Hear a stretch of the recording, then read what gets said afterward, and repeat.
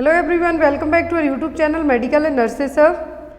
तो आज की जो हमारी क्लास है वो यूपीसीएचओ के ऑफिशियल पेपर को लेके है। अभी चैनल पर है जो नॉर्सेट 2022 का सेकंड शिफ्ट का पेपर बाकी रह गया है, जिसके मेरे पास 170 एमसीक्यूज तक हैं जो अरेंज हो गए हैं सेकंड शिफ्ट के, तो वो आपको अपडेट कर दिए जाएंगे। बट बिफोर दैट यूपी की ऑफिशियल आंसर की आ गई, क्योंकि अभी एट अ टाइम एक फर्स्ट प्रायोरिटी है, क्योंकि आपके लिए ओनली 14 तक का टाइम दिया गया है कि आपको ऑब्जेक्शन लगाने हैं। अब बहुत सारे लोगों के कमेंट्स हैं कि कौन से नंबर के क्वेश्चन में ऑब्जेक्शन लगा दें, तो मैं आपको बताती हूँ कि आपको किन क्वेश्चन में ऑब्जेक्शन लगाने और कैसे लगाना है। तो फर्स्ट ऑफ ऑल मेरे पास अभी ये जो आंसर की अवेलेबल हो वो आपके पास मैं स्क्रीन पर प्रेजेंट कर रही हूँ। आप लोग भी कमेंट बॉक्स में अपने आइडियाज़ देना कि कौन से क्वेश्चन में आपको ऑब्जेक्शन लगाना चाहिए और कौन में नहीं लगाना चाहिए। और जो भी लोग जिस भी शिफ्ट का पेपर दे के आए हैं उनसे रिक्वेस्ट है कि आप लोग मेरे व्हाट्सएप नंबर पर मुझे वो पेपर की पीडीएफ या फिर आप अपना जो डिटेल है वो दे दें, जिससे आपकी कट ऑफ है जो रेडी करके आपको मॉर्निंग तक है जो प्रोवाइड करवाई जा सके विथ जो नॉर्मलाइजेशन है उसके अकॉर्डिंग। क्योंकि बहुत सारे लोगों के डाउट हैं कि मेरे इतने मार्क्स में सिलेक्शन हो गए, नहीं, मोस्टली लोगों के कम ही मार्क्स आ रहे हैं, तो वही चीज़ें चेक करनी है सभी आंसर की में कि यही पेपर जो फर्स्ट शिफ्ट है 7 तारीख को ये हार्ड आई थी कि 4 सितंबर को पेपर हुए 2 शिफ्ट में वो हार्ड आए थे। जब चारों की हैं जो चेक की जाएंगी, जब पता चलेगा कि आपका पेपर हार्ड था या टफ था। अब ये जब नॉर्मलाइजेशन होगा तो ये डिपेंड नहीं करेगा कि कौन सी शिफ्ट का पेपर हार्ड था या टफ था जो नॉर्मल आया था। बट यहाँ पर जो भी लोग पेपर दे के आए हैं उन सभी का कहना है कि पेपर हार्ड था, तो उसके लिए भी आप लोग आंसर की यदि जो लोग 7 तारीख को मॉर्निंग में पेपर दे के आए हैं उनके पास तो ये आंसर की होगी, लेकिन जिनका इवनिंग शिफ्ट में पेपर होगा वो लोग इसको देख सकते हैं, जो मॉर्निंग में दिए हैं वो इवनिंग वाली देख सकते हैं जी विश। तो यहाँ पर फर्स्ट क्वेश्चन आया था और जिन्होंने पेपर दिया है पूरे क्वेश्चन पेपर को आई थिंक हिंदी फॉर्मेट में सिलेक्ट किया था कि यदि एक गर्भवती महिला का BMI बॉडी मास इंडेक्स 32 है तो महिला का निदान किसके रूप में किया जाएगा। दैट मीन्स BMI कितना है यहाँ पर 32। तो BMI जब 32 है तो यहाँ पर और लेडी कैसी है, प्रेग्नेंट है, तो यहाँ पर जो प्रेगनेंसी में BMI हो या फिर नॉर्मल एज में BMI की बात करें हम, तो यहाँ पर यदि 32 है तो BMI कितनी होगी, ये होगी मोटापे की कैटेगरी में चली जाएगी। किसमें, मोटापे में, दैट मीन्स ओबीस कैटेगरी में चली जाएगी। जब BMI कितनी हो मोर देन 30 जाती है तो ये किस में जाएगी, ओबीस क्लास में। लेकिन यहाँ पर कहा है कि 32, तो 30 के बाद से लेके 34.9 तक का जो कैटेगरी जाएगी ये किस में जाती है, फिर मॉडरेट में जाती है। लेकिन यहाँ पर जो आपका आंसर आया वो है मोटापा।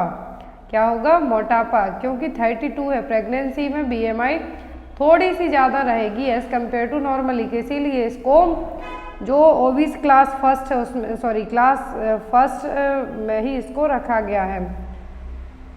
नेक्स्ट है यहाँ पर सगर्भता के दौरान निचले उदर और उरु पर दिखाई देने वाली अनियमित गुलाबी अवनत रैखिक चिन्ह के रूप में जाने जाते हैं। बहुत भयानक इंग्लिश हो गई भाई, ये तो जिनने पेपर सेलेक्ट किया इंग्लिश ज़्यादा बेटर रहती है आपको।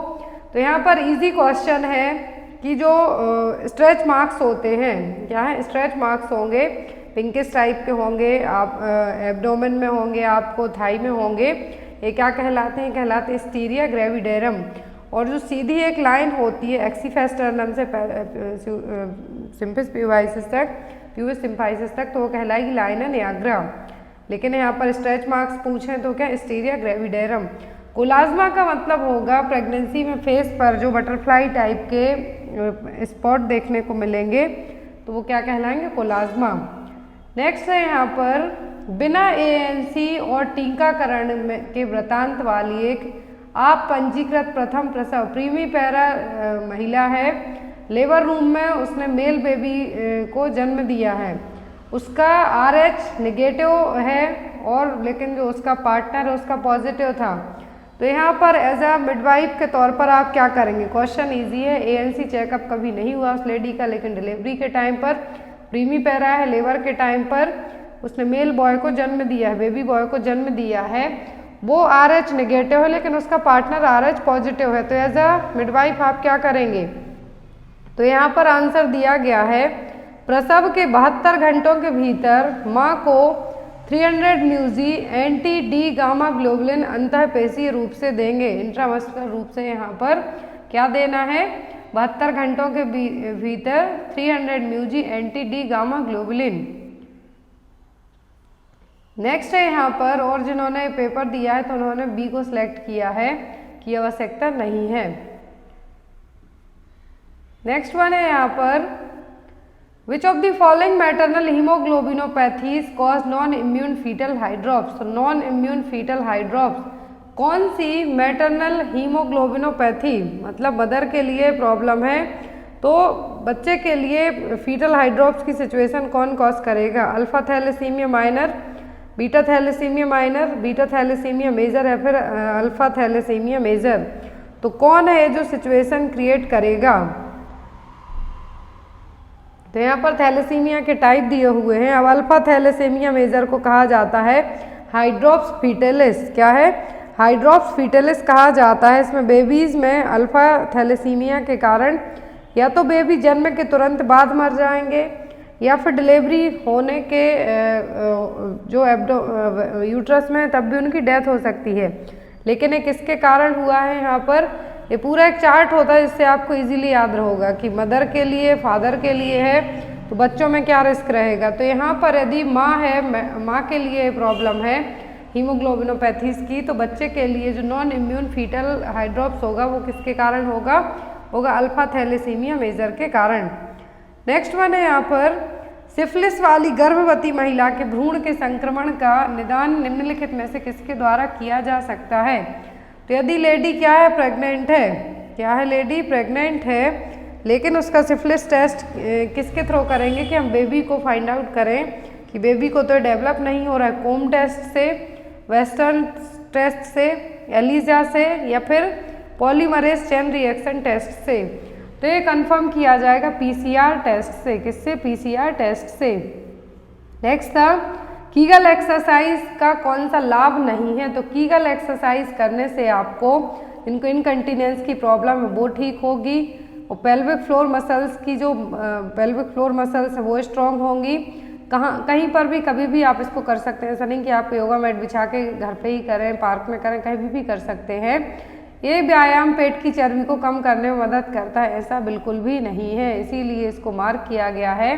तो आपका आंसर क्या होगा, आपका आंसर होगा कि ये आपके पेट की चर्बी को कम करने में हेल्प नहीं करेगा। नेक्स्ट है यहाँ पर, शुक्र वाहिनी की तुम्बिका और शुक्राशय की वाहिनी के संयोजन से निर्मित संरचना का नाम बताएं। तो यहाँ पर ये जो संरचना बन के आएगी वो कहलाएगी इजैकुलेटरी डक्ट। क्या कहलाएगी, इजैकुलेटरी डक्ट। नेक्स्ट है यहाँ पर, सभी महिलाओं को प्रदान की जाने वाली ऐसी देखभाल जो उनकी गरिमा, निजता और गोपनीयता को बनाए रखती है, नुकसान और दुर्व्यवहार से मुक्ति सुनिश्चित करती है तथा प्रसव और बच्चे के जन्म के दौरान सूचित विकल्प और सतत सहयोग को सक्षम बनाती है, वो क्या कहा जाएगा। तो जो लोग भाई इंग्लिश में पेपर दे के आए हैं वो लोग प्लीज़ मुझे इंग्लिश फॉर्मेट ज़रूर सेंड कर देना, क्योंकि ये जो हिंदी वाला फॉर्मेट है थोड़ा सा मुझे भी हार्ड लग रहा है पढ़ने में। क्वेश्चन बहुत इजी टाइप से लग रहे हैं, लेकिन यहाँ पर जो हिंदी फॉर्मेट है थोड़ा सा हार्ड लग रहा है। तो यहाँ पर ये जो आपका आंसर आएगा वो होगा सम्मानजनक मातृत्व देखभाल। क्या है, सम्मानजनक मातृत्व देखभाल।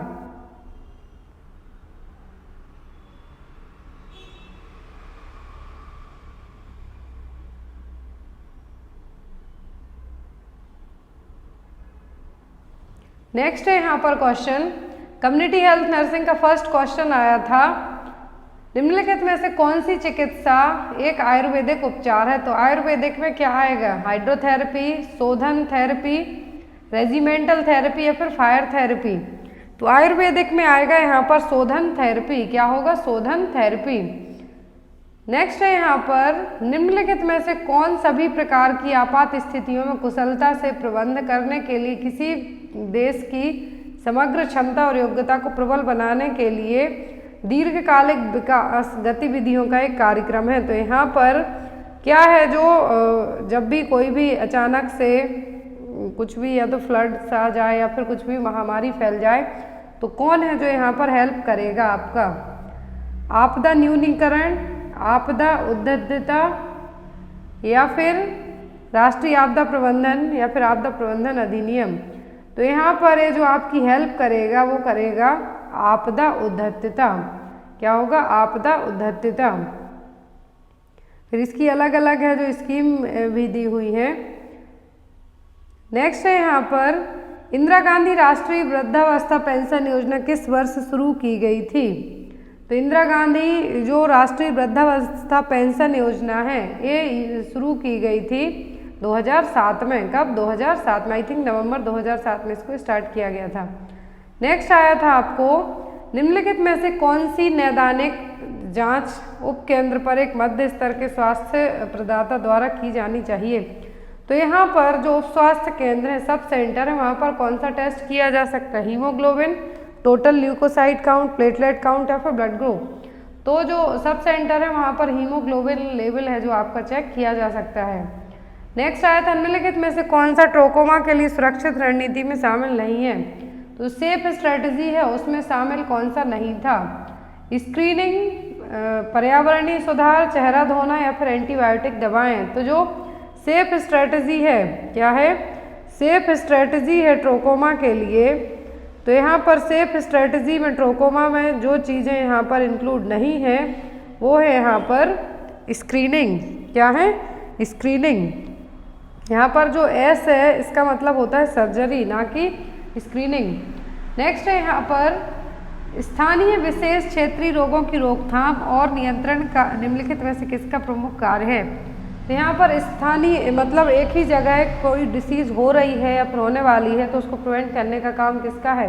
पुरुष स्वास्थ्य सहायक, महिला स्वास्थ्य कार्यकर्ता, महिला स्वास्थ्य सहायक, या फिर पुरुष स्वास्थ्य कार्यकर्ता। तो ये काम है यहाँ पर मेल हेल्थ वर्कर का। किसका? मेल हेल्थ वर्कर का।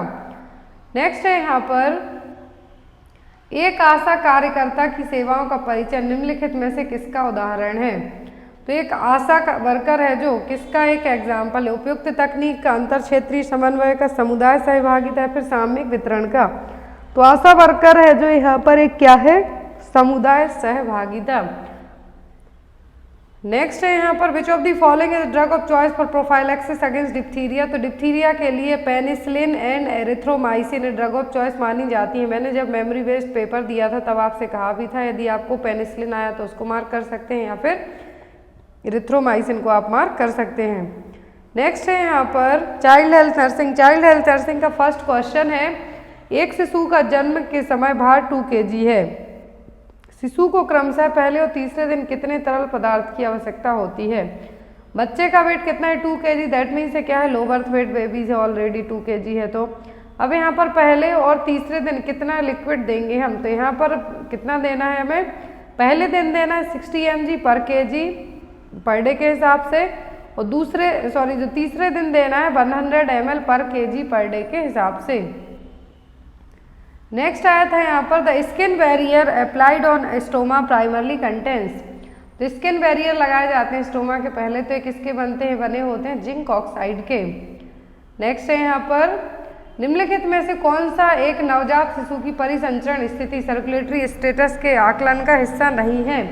सर्कुलेटरी स्टेटस में क्या आपको चेक करना है कि बेबी सही है नहीं? ठंडी और चिपचिपी त्वचा, केसिका पुनर्भरण स्वयं की जांच करें। दैट मीन्स यहाँ पर जो कैपिलरी रिफिलिंग टाइम वो चेक करना है। कमजोर और तेज नाड़ी दर देखें, लेकिन होश में लाना, बेबी यदि अनकॉन्शियस है तो होश में लाना सर्कुलेटरी स्टेटस का हिस्सा आपका नहीं होगा। नेक्स्ट है यहाँ पर समय होने पर एक बड़ा टर्म बेबी सहायता प्राप्त प्रसव द्वारा पैदा होता है। बच्चे में स्वतः गति की कमी होती है और कमजोर गहरे कंडरा प्रतिवर्त होते हैं। निचले अंगों में दर्द उत्तेजनाओं के प्रति कोई प्रतिक्रिया नहीं होती है। निम्नलिखित में से कौन सी स्थिति नवजात शिशु में अभिव्यक्तियों का कारण बताती है? दैट मीन्स यहाँ पर टर्म बेबी डिलीवर हुआ है, हेल्दी हुआ है उस टाइम पे, लेकिन आफ्टर दैट बच्चे का डेवलपमेंट होता है तो ना खुद से जो प्रॉपर तरीके से नहीं कुछ भी रिएक्ट नहीं कर पा रहा है, तो किस में प्रॉब्लम होगी आपकी स्पाइनल कॉर्ड में। किसमें? मेरू रज्जु की चोट और स्पाइनल कॉर्ड की चोट में। नेक्स्ट है यहाँ पर विकासात्मक आकलन के एक भाग के रूप में सिर की परिधि के निर्धारण में एक नर्स को निम्नलिखित में से किसको छोड़कर सभी तथ्यों का संज्ञान होना चाहिए? क्वेश्चन है यहाँ पर क्वेश्चन नंबर 6, बच्चों में दर्द के उपचार के लिए निम्नलिखित में से किसे छोड़कर से सभी उपायों को लागू किया जाता है। दैट मीन्स एक्सेप्ट करके क्वेश्चन आया था आपको, यदि बच्चों में पेन हो रहा है तो आप सब कर सकते, किसी एक को छोड़कर। आराम देने वाले उपकरणों का प्रयोग करना, है बिल्कुल कर सकते हैं आप। ध्यान हटाने वाली गतिविधियों को करना कि बच्चे का ध्यान है जो यदि जिस भी पेन पर है, जहाँ पर भी कुछ लगा हुआ है तो माइंड डिस्ट्रैक्ट करने की कोशिश करें आप। या फिर दर्द के पैमानों का उपयोग करके दर्द का आकलन लगाएं, मतलब आपको फाइंड आउट करना है कि कितना ज़्यादा पेन हो रहा है, वो सभी चीज़ें। लेकिन बच्चों के लिए चिंता विरोधी दवाओं की भारी खुराक हम नहीं दे सकते हैं। चिंता विरोधी दवाओं का मतलब है यहाँ पर ऐसी मेडिसिन नहीं हम उसको दे सकते हैं जो उसके लिए और ज़्यादा है जो साइड इफ़ेक्ट क्रिएट करें, बाकी ये हम सब कर सकते हैं। नेक्स्ट है यहाँ पर अस्पताल में भर्ती होने के दौरान बच्चों में सामान्य तनाव में निम्नलिखित में से किसे छोड़कर से सभी शामिल हैं। तो बच्चे जब एडमिट होते हैं हॉस्पिटल में तो उनमें स्ट्रेस देखने को मिलता है, तो उसके सभी चीज़ें, लेकिन किसी एक को छोड़कर। नियंत्रण खोना, शारीरिक चोट और दर्द, अलगाव की चिंता, मतलब मम्मी पापा से अलग होने की टेंशन रहेगी, पेन होगा, और उनका अपने आप से है जो नियंत्रण खोने का मतलब है यहाँ पर वो हाइपर टाइप के भी होंगे लेकिन बदतमीजी नहीं करेंगे। नेक्स्ट है यहाँ पर निम्नलिखित में से किसे छोड़कर से सभी गवीनी छिद्रीकरण, यूरेटेरोस्टोमी के संकेत हैं। यूरेट्रोस्टोमी के साइन यहाँ पे सभी किसी एक को छोड़कर। Spinal cord injury, bladder cancer, spina bifida, यदि इन सभी का क्या किया जाता है, जो यूरेटेरोस्टोमी की जाती है तो ये सभी देखने को मिलेंगे किसी एक को छोड़कर, तो वो होगा यहाँ पर मेगा कोलोन। नेक्स्ट आया है आपका MSN का सेक्शन। तो MSN का फर्स्ट क्वेश्चन आया था, निम्नलिखित में से कौन क्रोनिक किडनी रोग में एनीमिया का कारण नहीं है। तो क्रोनिक किडनी डिसीज में कौन है जिसके कारण रक्त अल्पता का मतलब है एनीमिया नहीं होगा। फॉलेट की कमी, आयरन की कमी, कम एरिथ्रोपोइटिन का उत्पादन होना, लेकिन जो नहीं होगा वो क्या होगा, पैराथायरॉयड हार्मोन का लेवल कम होना। एनीमिया है जो क्रोनिक किडनी डिसीज है, तो यदि फॉलिक एसिड की कमी, आयरन की कमी है, एरिथ्रोपोइटिन का प्रोडक्शन भी कम होगा तो होने के चांस रहेंगे, लेकिन पैराथायरॉयड हार्मोन का लेवल कम होने में इसका कोई रिलेशन नहीं होगा। नेक्स्ट, डचेन मस्कुलर हाइपरट्रॉफी क्या है। तो डचेन मस्कुलर हाइपरट्रॉफी एक ऑटो इम्यून डिसऑर्डर है जिसमें एक्स संबंध अप्रभावी विकार, जो एक्स रहेंगे यहाँ पर क्रोमोसोम रहेंगे, उनमें क्या रहेगा, डिस्टर्बेंस देखने को मिलेगा। नेक्स्ट है यहाँ पर सर्जिकल घाव का निरीक्षण करने वाली नर्स को नेत्रस्राव दिखाई देता है जो लाल धारियों के साथ अर्धस्पष्ट गुलाबी रंग है, वह समझती है कि यह क्या है। तो यहाँ पर जो एज अ नर्स आपको पता होना चाहिए, जब आप ड्रेसिंग करते हैं, सर्जिकल वुंड की ड्रेसिंग कर रही हैं आप, तो यहाँ पर आपको लाल धारियों के साथ है जो थोड़ा थोड़ा गुलाबी रंग दिख रहा है, तो ये क्या है, सीरम, क्या है, सीरम। नेक्स्ट है यहाँ पर AB ब्लॉक इनमें से किसे छोड़कर से सभी दवाओं के कारण हो सकता है। तो यहाँ पर AB ब्लॉक सबके कारण हो सकता है, किसी एक को छोड़कर, तो वो है यहाँ पर एट्रोपिन, क्या होगा, एट्रोपिन। नेक्स्ट वन है यहाँ पर नर्स रीता वक्ष नली को हटाने में सहायता कर रही है, उसका निम्नलिखित में से कौन सा निर्देश रोगी के लिए होना चाहिए। तो जब आप यहाँ पर वक्ष नली, नेक्स्ट क्वेश्चन है यहाँ पर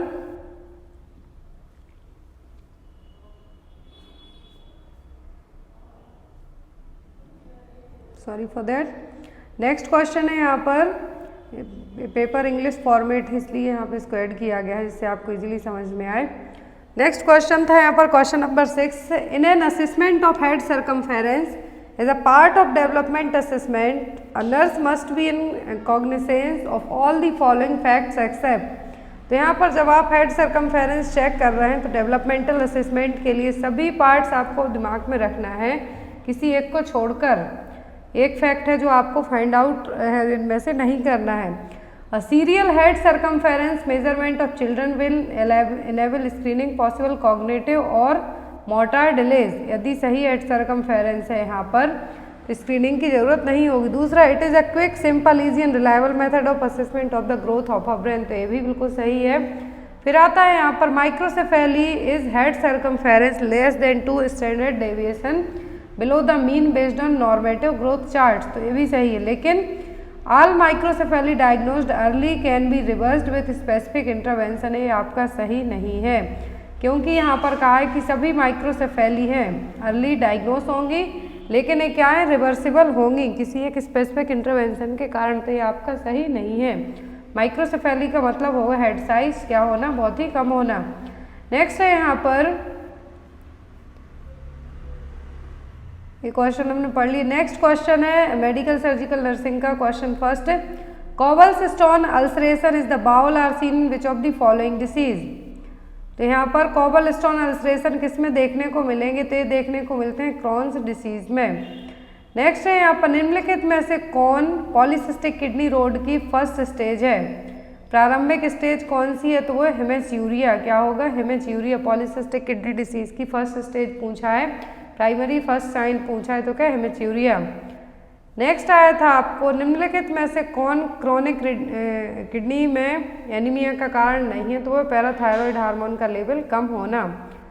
नेक्स्ट है यहाँ पर nurse Rita is assisting in chest tube removal, क्या है, चेस्ट ट्यूब रिमूव कर रही है कोई नर्स यहाँ पर, तो पेशेंट को आप क्या इंस्ट्रक्शन देंगे, खांसिए, deeply inspire to hold the breath या फिर डीपली एक्सपायर, तो यहाँ पर आप पेशेंट को कहेंगे कि आप अपनी सांस को थोड़ा सा रोक के रखिए।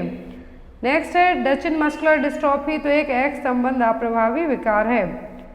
नेक्स्ट है यहाँ पर A nurse inspecting the surgical wound noticed exudate that is semi-clear pink with red streaks. She understand that this inflammatory exudate is, तो यहाँ पर सेमी क्लियर पिंक दिख रहा है, तो क्या है, सेरोसेंजेनियस, क्या है, सेरोसेंजेनियस यहाँ पर आपको देखने को मिल रहा है, क्योंकि साथ में क्या, एक तो सर्जिकल वुंड है, सेमी क्लियर पिंक है, लेकिन रेड स्ट्रिक्स के साथ देखने को मिल रहा है। रेड होता तो हेमरेजिक होता, लेकिन यहाँ पर सेमी क्लियर पिंक दिख रहा है, तो क्या है, सेरोसेंजेनियस। नेक्स्ट है यहाँ पर हृदय धमनी रोग से संबंधित परिवर्तनीय जोखिम, दैट मीन्स कार्डियोवैस्कुलर डिसीज को लेके यहाँ पर कौन सा है जो चेंजेबल फैक्टर, मॉडिफाइबल फैक्टर है, तो वो है आपका मोटापा, क्या है, ओबेसिटी। नेक्स्ट है यहाँ पर atrioventricular blocks can be caused by all of the following medication except, तो एट्रोपिन के कारण नहीं होगा, बाकी सबसे होगा। नेक्स्ट आता है आपका हेल्थ एजुकेशन का पार्ट है यहाँ पर। First question, which of the following is a group approach in health communication, तो ग्रुप में क्या किया जाता है, फोक मेथड होगी, पोस्टर होंगे, होम विजिट होगी कि पैनल डिस्कशन होगा। होम विजिट अकेले जाके कर सकते हैं, पोस्टर भी आप अकेले प्रेजेंट कर सकते हैं, लेकिन पैनल डिस्कशन में कितने होंगे, एटलीस्ट 4 to 5 मेंबर्स तक जरूर रहेंगे। नेक्स्ट है यहाँ पर the all inclusive act governing food standard in India is, तो यहाँ पर कौन सा एक्ट है जो फूड स्टैंडर्ड के लिए मेंटेन करके रखता है, तो वह food safety and standard act 2006। Next question है यहाँ पर the establishment of green belt in an attempt to control air pollution by, तो यहाँ पर ग्रीन बेल्ट के लिए यूज़ किया जाता है एयर पोल्यूशन के लिए, दैट मीन्स ये क्या है, कंटेनमेंट है, मॉनिटरिंग है, डाइल्यूशन है या फिर रिप्लेसमेंट है, तो ये डाइल्यूशन। नेक्स्ट बनता है यहाँ पर भावनाओं, रवैये और विश्वासों को चालाकी से प्रभावित करने वाले संवाद के प्रकार को क्या कहा जाएगा। किसी को आप मैनिपुलेट करते हैं अपनी बातें देके, चकमा देके, तो ये क्या कहलाएगा परसुएशन कम्युनिकेशन, क्या होगा, परसुएशन कम्युनिकेशन। नेक्स्ट है यहाँ पर गर्भवती महिला को फॉलिक एसिड की आवश्यकता के बारे में क्या सलाह दी जाती है, तो फॉलिक एसिड दिया जाता है 500 mcg पर डे, कितना, 500 mcg पर डे। नेक्स्ट है यहाँ पर मल जल में क्या नहीं होता है, घरेलू रसोई अपशिष्ट जल, उद्योगों से निकलने वाला ठोस कचरा या फिर मानव मलमूत्र।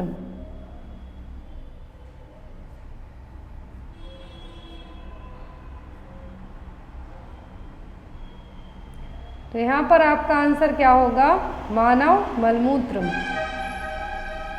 नेक्स्ट है यहाँ पर संचार प्रक्रिया में सूचना देने के माध्यम को किसको कहा जाता है, तो कहलाता है चैनल। एक जगह से दूसरी जगह आपका जो भी मैसेज है वो लेके जाएगा, जो वे होगा वो क्या कहलाता है, चैनल। नेक्स्ट है यहाँ पर among the following identify the food standard for international market, तो इंटरनेशनल मार्केट के लिए कौन सा फूड स्टैंडर्ड यूज़ किया जाएगा, bureau of Indian standard, Agmark, PFA या फिर कोडेक्स एलिमेंट्रस। तो यहाँ पर जो स्टैंडर्ड यूज़ किया गया है वो है ऑप्शन नंबर डी। एलिमेंटेरियस है, क्या है, इंटरनेशनल लेवल पर कोड यूज़ किया जाता है, कोडेक्स एलिमेंटेरियस। इसकी one Food and Agriculture Organization की जो वेबसाइट है वहाँ पे भी आपको इसके बारे में फुल डिटेल में मिल जाएगा। तो इंटरनेशनल मार्केट में फूड स्टैंडर्ड के लिए रिप्रेजेंट करेगा। नेक्स्ट है यहाँ पर मेंटल हेल्थ नर्सिंग का फर्स्ट क्वेश्चन, किसका, मेंटल हेल्थ नर्सिंग का फर्स्ट क्वेश्चन है यहाँ पर। An elderly man aged 79 was admitted to the emergency department with an acute urinary tract infection.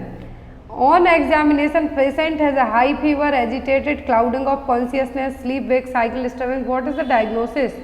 तो यहाँ पर पेशेंट कितना है, 79 ईयर का है, एज्ड पर्सन है, यहाँ पर इमरजेंसी डिपार्टमेंट में एडमिट है, फीवर है और उसको यूटीआई भी डेवलप हो गया, स्लीप वेक साइकिल भी डिस्टर्ब है उसकी। तो ये सब किसके साइन है, ये सभी साइन है डेलीरियम के, किसके, डेलीरियम के, क्योंकि एक तो डेलीरियम एज्ड पर्सन में मोस्टली होगा और जो यहाँ पर चीज़ें जो साइन बताए हुए हैं सभी किस में देखने को मिले। यहाँ पर क्वेश्चन नंबर सेकेंड, सूसरी एक्स ओपीडी में शून्यता जो कलाई से आरंभ होकर हाथ और सभी उंगलियों में समान रूप से अनुभव होने लगती हैं। यहाँ पर एक लेडी है, ओपीडी में है, उनको हाथ में नमनेस फील हो रही है जो उनके कलाई से लेके कहाँ तक जा रही है, उंगलियों तक जा रही है। अब यहाँ पर उनको उनकी सभी चिकित्सा जांच रिपोर्ट सामान्य, उनके टेस्ट हुए हैं कि नमनेस क्यों हो रही है उनके हाथों में, फिंगर्स में, तो कोई भी डिसीज फाइंड आउट नहीं हुई है। तो ये क्या है, ग्लोब पैरालिसिस है, लावेलिन डिफरेंशिएशन है, मंचोसन वाई प्रॉक्सी है या फिर ग्लोब एनेस्थीसिया है। तो यहाँ पर एक कौन सा उसके लिए डायग्नोसिस निकल के आएगा। तो यहाँ पर जो डायग्नोस होगा वो क्या कहलाएगा, वो कहलाएगा ग्लोब एनेस्थीसिया। क्या होगा, ग्लोब एनेस्थीसिया। कभी कभी हिस्टीरिया के जो पर्सन होते हैं, क्योंकि यहाँ पर उसको कुछ डायग्नोस नहीं हुआ है, तो ऐसे केस में जो यहाँ पे साइन बताएंगे आप वो क्या कहलाएगा, वो कहलाएगा ग्लोब एनेस्थीसिया। और जो हिस्टीरिया वाले पर्सन होते हैं उनमें देखने को मिलेगा। हिस्टीरिया में क्या होता है, कोई भी आपको डायग्नोस निकल के नहीं आएगा, चाहे आप कितने भी टेस्ट करवा लें। सेम थिंग यहाँ पर है, लेकिन यहाँ पर ऑप्शन में ग्लोब एनेस्थीसिया है तो आप इसको मार्क कर सकते हैं। नेक्स्ट है यहाँ पर निम्नलिखित में से कौन सी आश्रित व्यक्तित्व विकार की विशेषता है। नेक्स्ट क्वेश्चन है यहाँ पर, an OCD client on her way to the clinic wonders did I remember to turn off the stove, what sub type of OCD must she suffering from. तो यहाँ पर ओसीडी का पेशेंट है, OCD का कौन सा टाइप है जिसमें वो घर से निकलने के बाद उसको याद आता है कि उसने निकलने के पहले स्टोव गैस चूल्हे को बंद किया या नहीं। ऑर्गेनाइजेशन, चेकिंग, र्यूमिनेशन या फिर कंटेमिनेशन। तो यहाँ पे क्या करने की बात कर रहा है, चेक करने की बात कर रहा है कि उसको याद है उसने बंद किया है नहीं। नेक्स्ट, एमनेस्टिक सिंड्रोम का सबसे आम कारण क्या होता है, एमनीसिया। क्या है, एमनीसिया और एमनेस्टिक सिंड्रोम। तो एमनीसिया और एमनेस्टिक सिंड्रोम का जो मेन रीजन है वो होता है विटामिन की कमी। क्या है, विटामिन की कमी। नेक्स्ट है यहाँ पर आपको क्वेश्चन, मानसिक मंदता वाले बच्चे को देखभाल प्रदान करने के लिए देखभाल करने वाले प्राथमिक देखभालकर्ता की क्षमता के संबंध में निम्नलिखित में से कौन सा महत्वपूर्ण पहलू है। बच्चा मेंटली रिटार्डेड है, बच्चा क्या है, मेंटली रिटार्डेड है, आप उसकी केयर करते हैं तो एज अ केयर टेकर आपकी क्या है जो क्वालिटीज़ होनी चाहिए।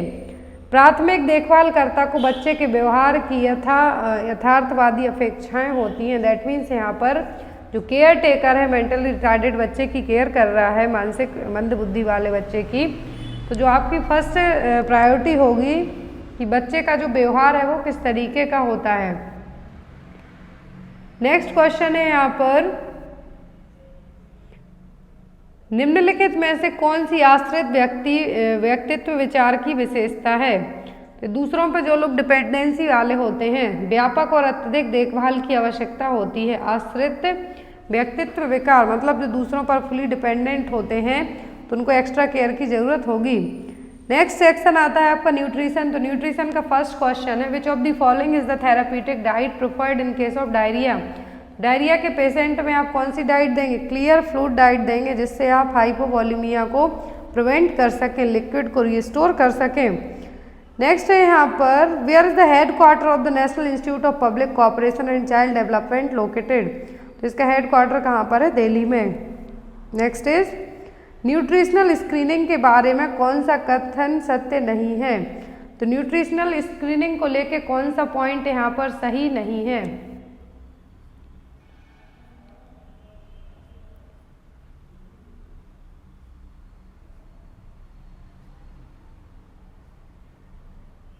तो न्यूट्रिशनल स्क्रीनिंग को लेके जो सही पॉइंट नहीं है वो है यहाँ पर, पोषणज परीक्षण केवल एक आहार विशेषज्ञ द्वारा ही दिया जा सकता है, that means balance diet.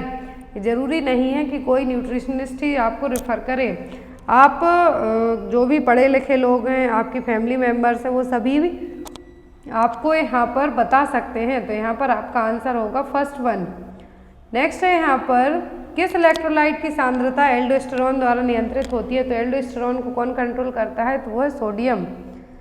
Next है यहाँ पर, निम्नलिखित में से कौन सा आहार स्रोत विटामिन के का अच्छा स्रोत है? तो विटामिन के सबसे ज़्यादा पाया जाता है किसमें?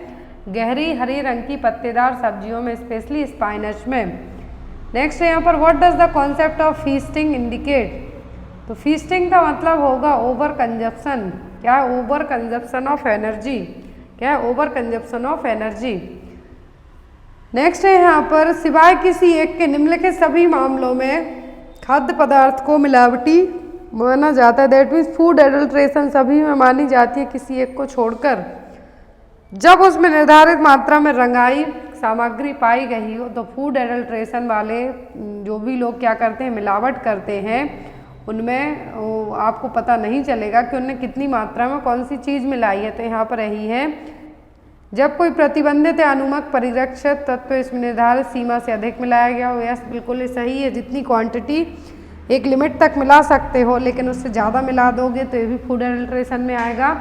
जब उसमें कोई सड़ी गली या अपघटित सामग्री मिल जाए जो कि सही नहीं है, कोई घटिया सस्ता पदार्थ मिलाया गया हो, तो ये भी फूड एडल्ट्रेशन में आएगा। लेकिन जो नहीं होगा वो क्या होगा कि आप कोई भी चीज़ है प्रॉपर तरीके से मिला के बेचें, मतलब एक निर्धारित अमाउंट रेट सेट करके बेचें। नेक्स्ट आया था यहाँ पर, 1 किलो कैलोरी में कितने किलो जूल होते हैं? बहुत सारे लोग कह रहे थे ओनली जूल आया है, तो यहाँ पर है किलो जूल। किलो कैलोरी में किलो जूल, तो वो 4.184 किलो जूल। नेक्स्ट आया है फर्स्ट एड। तो फर्स्ट एड का फर्स्ट क्वेश्चन है यहाँ पर, फर्स्ट एड का फर्स्ट क्वेश्चन है यहाँ पे आपको दिखाया गया है, निम्नलिखित में से बाइंडर का सही नाम पहचाना। तो ये चेस्ट बाइंडर है। क्या है यह? Chest binder. नेक्स्ट आया था आपको question, when a rescuing a victims with burn injury which of the following is the important priority area that you have to inspect? First thing, burn injury हो, यदि आपको vital sign responsiveness airway type of burn है, तो यहाँ पर आपकी first priority होगी airway. क्या होगी? एयरवे। लेकिन यदि ऑप्शन में आपको एयरवे है, फ्लूइड रिप्लेसमेंट है, तब आपको airway first, then after electrolyte balance. Next one है यहाँ पर, निम्नलिखित में से कौन सा विकल्प नर्सिंग में बातचीत के उद्देश्य का सटीक वर्णन करता है? तो यहाँ पर नर्सिंग का यहाँ पर है कि कौन सी चीज़ है जो सही तरीके से आपके इवैल्यूएशन को बताने का काम करेगी। तो वो है यहाँ पर नर्सिंग हस्तक्षेप के सफल परिणाम के लिए दूसरों के व्यवहार को प्रभावित करना। नेक्स्ट वन है यहाँ पर, इंटरपर्सनल रिलेशनशिप में, नेक्स्ट क्वेश्चन है, इंटरपर्सनल रिलेशनशिप में शारीरिक बाधाओं को कम करने के लिए निम्नलिखित में से कौन सी रणनीति प्रभावी है? तो इंटरपर्सनल रिलेशनशिप में फर्स्ट थिंग होगी कि आप जो भी बातें करते हैं उनकी पेशेंट की भावनाएं क्या नहीं होना चाहिए, उनके जो इमोशंस है उनके साथ आपको प्रॉपर तरीके से हैंडल करते ही बात करना है। में शारीरिक बाधाओं को कम करना है। आपको पेन, यदि किसी को पेन हो रहा है तो आप उससे क्या करेंगे, इस तरीके से बात करेंगे कि वो प्रॉपर तरीके से अपनी चीज़ों को आपके लिए बता पाए। नेक्स्ट है यहाँ पर, in patient psychiatric unit the nurse helps the patient practice various techniques of assertive communication and give positive feedback for attempting to improve passive aggressive interactions, that means एक पेशेंट है, एडमिट है psychiatric unit में, तो एक as a nurse है जो patient के लिए पॉजिटिव फीडबैक देती है उसके एग्रेसिव रिएक्शन पर भी, इंटरेक्शन पर भी। तो यहाँ पर एक कौन सी फेज है नर्स पेशेंट रिलेशनशिप की, तो ये है यहाँ पर वर्किंग फेज। कौन सी है? Working phase. नेक्स्ट है यहाँ पर क्वेश्चन, ये हमने ऑलरेडी पढ़ लिया है। नेक्स्ट क्वेश्चन है, एक नर्स मरीज को स्ट्रेचिंग व्यायाम दिखाने की योजना बना रही है, इन व्यायाम को प्रदर्शित करने का सबसे अच्छा समय क्या होगा?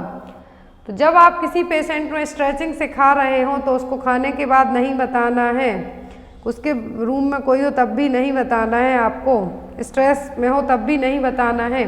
जब पेशेंट को कोई भी पेन नहीं हो रहा उस टाइम पे जाके आप उसको एक्सरसाइज के बारे में बता सकते हैं। नेक्स्ट है यहाँ पर, उदर की सर्जरी के बाद एक मरीज को सर्जिकल वार्ड में भर्ती कराया गया, उसके पास एक ड्रेनेज बैग से जुड़ा अंतःस्थायी मूत्र कैथेटर, यूरिनरी कैथेटर है। एडमिट होने के 3 बाद है जो यूरिन क्लाउडी है, टेम्परेचर 102 है उसका, तो नोजोकोमियल इन्फेक्शन हो सकता है पर्सन को, हॉस्पिटल एक्वायर्ड नोजोकोमियल इन्फेक्शन है। तो यहाँ पर नोजोकोमियल इन्फेक्शन का मतलब क्या होता है कि हॉस्पिटल में रहने के कारण जो इन्फेक्शन हुआ है वो कहलाएगा नोजोकोमियल इन्फेक्शन। नेक्स्ट क्वेश्चन है यहाँ पर, इन 18-year-old boy came with an injury from falling off a cycle. The doctor diagnosed muscle or tendon injury. What is actual medical term used of trauma? तो यदि muscle और tendon में injury हुई है तो कौन सा टर्म यूज किया जाएगा इस ट्रॉमा के लिए? तो ये कहलाएगा स्ट्रेन। क्या होगा? स्ट्रेन। नेक्स्ट है एनाटॉमी एंड फिजियोलॉजी। तो फर्स्ट क्वेश्चन है एनाटॉमी फिजियोलॉजी का, which of the following anatomical direction indicate that the position of the kneecap is on anterior side of the leg? तो anterior side of leg के लिए क्या terminology use की जाएगी? तो वो कहलाएगा वेंट्रल साइड। क्या होगी? वेंट्रल। नेक्स्ट है यहाँ पर, where are the fibroblasts found in the skin? तो फाइब्रोब्लास्ट स्किन में कहाँ मिलेंगी? तो मिलेंगी डर्मिस में। नेक्स्ट है, how many tracheal cartilage are seen in the human body? तो 16 से 20। तो ट्रैकियल कार्टिलेज होते हैं, कितने होते हैं? होते हैं 16 से 20। नेक्स्ट वन है यहाँ पर, which of the following nerve innervates the orbicularis oris muscles of the eye? तो orbicularis oris muscles of the eye के यहाँ पर कौन सी नर्व जाएगी? तो वो होगी फेसियल नर्व। कौन सी? Facial nerve. Next one, in which of the following does the trachea divide at the point of the carina into the right and left primary bronchi? तो कैरिना वो पार्ट होता है जहाँ पर ट्रैकिया 2 पार्ट में divide होती है, left and right bronchi में।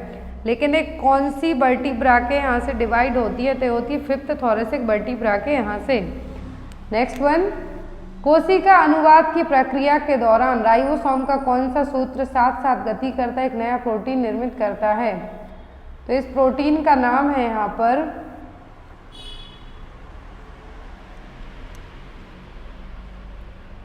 इस प्रोटीन का नाम है mRNA। क्या है? mRNA। Next one, which type of mucous membrane lining is found in the oropharynx and the laryngopharynx? तो ओरोफेरिंग्स और लैरिंगोफेरिंग्स में जो लाइनिंग होती है म्यूकस मेम्ब्रेन की वो होती है स्ट्रेटिफाइड स्क्वेमस एपिथेलियम टिश्यू की लाइनिंग। नेक्स्ट वन है यहाँ पर फोर्स ब्रीदिंग। तो फोर्स ब्रीदिंग को हम कहेंगे हाइपर एपनिया। क्या कहेंगे? Hyper apnoea. नेक्स्ट है एडमिनिस्ट्रेशन। तो एडमिनिस्ट्रेशन का फर्स्ट क्वेश्चन है, the nurse care delivery model in which staff members are assigned to complete specific task for a group of patient is called? तो किस type की nursing process की बात हो रही है यहाँ पर? तो हो रही है फंक्शनल नर्सिंग की। किसकी? फंक्शनल नर्सिंग की। Next one, the process of creating a job that enables the organization to achieve its goal while motivating and rewarding the employees is called? तो यहाँ पर जॉब के लिए पूरा प्रोसेस की पर्सन यदि काम करता है अच्छे से तो उसको रिवॉर्ड देना है, मोटिवेट करने का काम होना है, ये सब ऑर्गेनाइजेशन कर रहा है। तो ये क्या है? जॉब डिज़ाइन है, जॉब स्पेसिफिकेशन है, जॉब डिस्क्रिप्शन है, या फिर जॉब आइडेंटिफिकेशन है? तो ये क्या है? जॉब डिज़ाइन है। नेक्स्ट वन, अपनेपन की भावना और उद्देश्य को प्रभावी ढंग से प्राप्त करने के लिए मिलकर काम करने की भावनाओं को क्या कहा जाता है? तो ये कहलाता है दलगत भावना। इसका हिंदी तो इतनी ज़्यादा मुझे नहीं पता कि दलगत भावना का मतलब है क्या। आप लोग इसका आंसर है जो कमेंट बॉक्स में ज़रूर बताना।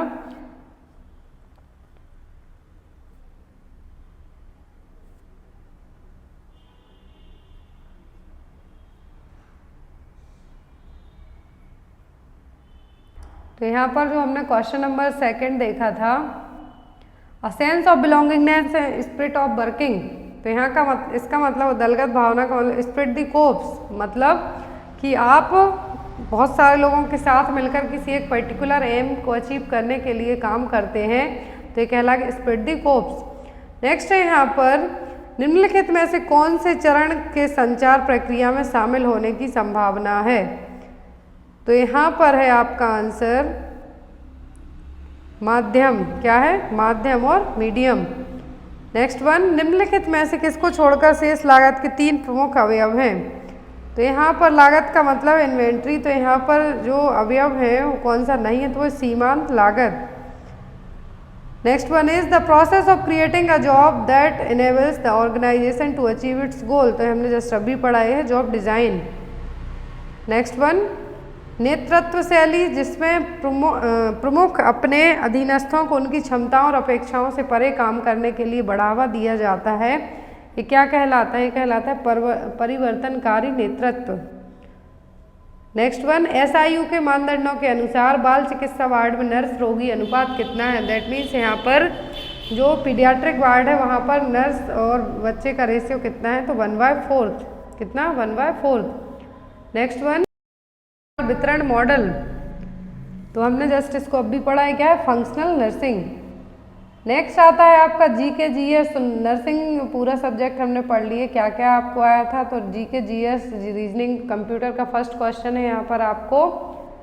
लेट मी चेक कि यदि पेपर है यहाँ पर जो सेकंड पेपर मेरे पास अवेलेबल है, यहाँ पर जो एलिमेंट ऑफ कॉस्ट था तो उसमें मार्जिनल कॉस्ट नहीं था, वहाँ की लेबर कॉस्ट, ओवरहेड कॉस्ट और मटेरियल कॉस्ट इंक्लूडेड था। Nurse patient ratio paediatric ward में according to staff inspection unit के 1/4। नेक्स्ट है यहाँ पर विचाराधीन समयावधि में खर्च की गई और परिवर्तित नहीं की जाने वाली लागतों को किसके रूप में जाना जाता है, तो ये होती है फिक्स्ड, कौन सी, निर्धारित लागतें। नेक्स्ट वन, एक सिस्टम सॉफ्टवेयर जो विभिन्न अनुप्रयोग सॉफ्टवेयर उपयोगकर्ताओं के बीच हार्डवेयर के उपयोग को नियंत्रित और समन्वित करता है, किसके रूप में जाना जाता है, पूरा कंप्यूटर किससे चलता है, OS से ही, ऑपरेटिंग सिस्टम से। नेक्स्ट आया था आपको सीरीज का क्वेश्चन कि आपको इसके लिए सॉल्व करना है। नेक्स्ट वन है यहाँ पर आपके लिए सीरीज आपको पूरी कंप्लीट करनी है, TYC JKN QTV। नेक्स्ट है यहाँ पर मुगल साम्राज्य के तहत शाही कारखानों के प्रभारी अधिकारी को किस नाम से जाना जाता था, तो वो कहलाते थे मीर सामान। कौन कहलाते थे, मीर सामान। नेक्स्ट है यहाँ पर भारत में किस अधिनियम के तहत भारत के संघीय न्यायालय की स्थापना की गई थी, तो ये हुआ था इंडियन कॉन्स्टिट्यूशन के 1935 में। कब, भारत सरकार अधिनियम 1935। नेक्स्ट वन, तो यहाँ पर आपको इसके लिए काउंट करना है। नेक्स्ट क्वेश्चन भी है यहाँ पर, कौन सी मेमोरी चिप है जो चालू होने के लिए कंप्यूटर सॉफ्टवेयर के लिए व्यापक रूप से प्रयोग किए जाने वाले बूटस्ट्रैप लोडर प्रोग्राम को संग्रहित करती है, तो ये कहलाती है रोम, क्या है, read only memory.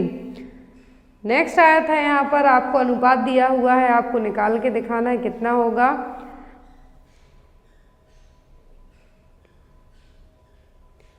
Next question था यहाँ पर विटामिन ए से भरपूर क्या क्या है, तो विटामिन ए सब जो येलो कलर के और ऑरेंज कलर के फ्रूट्स होते हैं उनमें होता है, तो अब यहाँ पर वो है आम, पपीता, स्क्वैश एंड गाजर। नेक्स्ट क्वेश्चन है यहाँ पर ऑथर को YDDOG लिखा जाएगा, तो उसी भाषा में राइटर को क्या लिखेंगे हम। नेक्स्ट है यहाँ पर CPU का पॉइंट कौन सा नहीं है, तो वो पावर सप्लाई यूनिट, वहाँ की register arithmetic logic unit ALU जिसको हम कहेंगे, और कंट्रोल यूनिट। नेक्स्ट वन है यहाँ पर रीना एक महिला का अपने चाचा के भाई की बहन के रूप में परिचय कराती है, और महिला रीना से किस प्रकार संबंधित है, तो वो लगेगी उसकी बुआ। नेक्स्ट है यहाँ पर आपका an integrated mobile application developed to serve various passenger requirements including apply and renewal of travel concession ID card is known as, तो हाल फिलहाल में लाया गया था, इसका नाम है रेल सारथी, क्या है, रेल सारथी। नेक्स्ट वन है यहाँ पर लास्ट क्वेश्चन है यहाँ पर, as of August 2021 the fisher folks Maharashtra have alleged that oil from, which melt and spread out when exposed to the sun, is hampering the reproduction of commercially important fish that can be caught in the intertidal area of the coast. तो यहाँ पर समुद्र में ये जो चीज़ निकाल के लाई गई थी, तो इसका नाम क्या था? ये थी तारबाल्स। क्या है? तारबाल्स। तो इतना ही जो पेपर था मेरे पास, जो मैंने आपके लिए अवेलेबल करवाया। अब जो लोग 4 तारीख का पेपर दे के आए हैं, 7 तारीख को इवनिंग शिफ्ट में पेपर दे के आए हैं, तो वो लोग मेरे व्हाट्सएप नंबर पर पेपर को भेज सकते हैं। इससे कल अर्ली मॉर्निंग आपको पूरी एक एक्यूरेट कट ऑफ है जो अपडेट कर दी जाए। Thank you for watching us. Bye bye, good night.